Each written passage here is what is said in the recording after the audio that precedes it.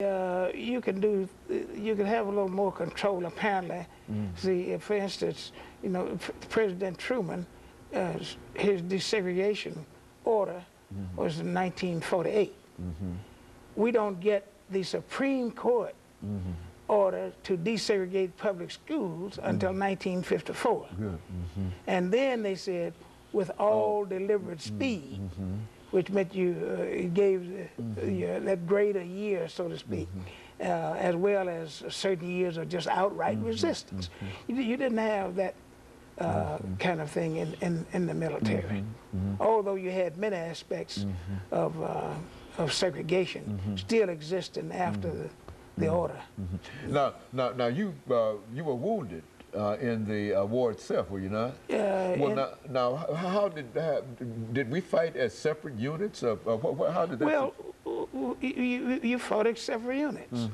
I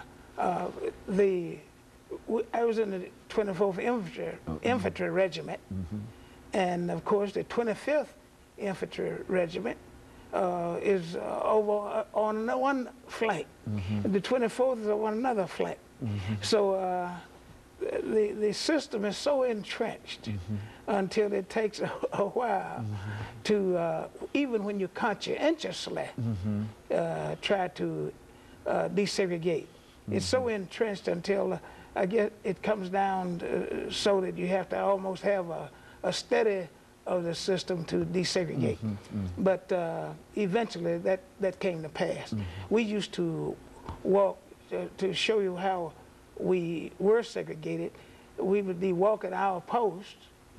The white soldiers riding in a Jeep over here on their post, you see. And we'd come up and meet at given points and discuss issues with one another.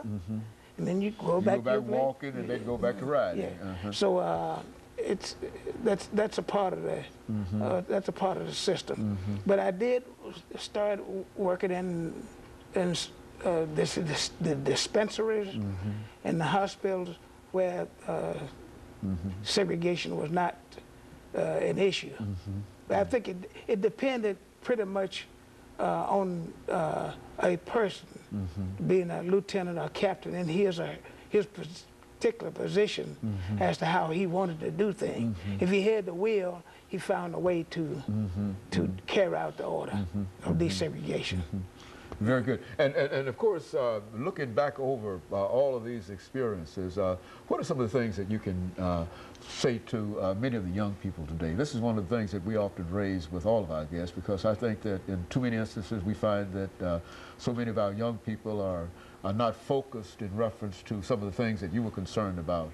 They don't have any real direction in life. What could you say to them this morning, next few minutes that we have? Well, we have some really enemies to progress, such as television.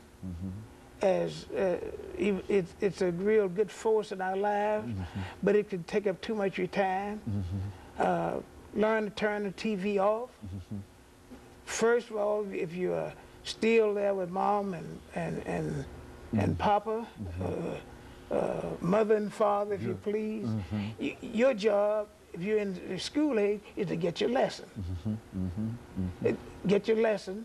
Take advantage of those provisions that are being made for you. Since that's your job to get your lesson, be sure you come up with a good report card. Appreciate your mother and your father for the persons that they are. They're providing for you. Don't take advantage of their absence while they're trying to make a living and you get into something that you should be getting into at home, because you pay now or later. Too many of our young black men are paying in the prison system, but not following directions, parental guidance.